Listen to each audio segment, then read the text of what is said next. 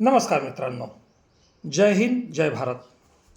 आजचा महत्त्वाचा मुद्दा, शिक्षण क्षेत्रामध्ये विद्यार्थ्यांची आणि पालकांची होणारी अमाप लूटमार आणि आपण शांत असलेले लोक. प्रायव्हेट शिक्षण संस्था या पालकांना लुटण्याचा अड्डा झालेला आहे.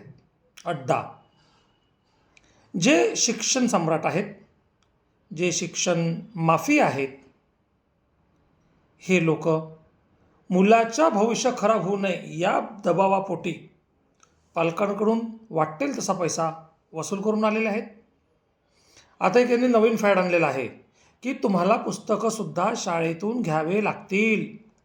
याच्या बापाचा माल होय का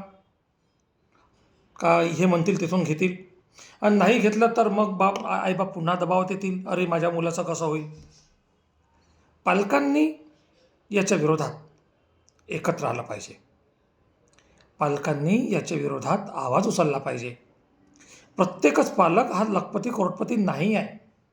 कित्येक लोक दिवसभर घाम गाळून 400 रुपये 500 रुपये रोजी कमावून आणतात.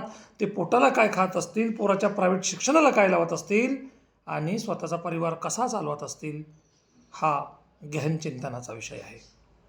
आपण सर्वांना नम्र विनंती आहे, ज्या ज्या शाळेमध्ये जबरदस्तीनं मुलांना पुस्तकं घ्यायला लावत आहे त्यांचा विरोध करा, आणि जिथून रिजनेबल रेटमध्ये पुस्तकं मिळत असतील तिथूनच घ्या. धन्यवाद. जय हिंद जय भारत. धन्यवाद.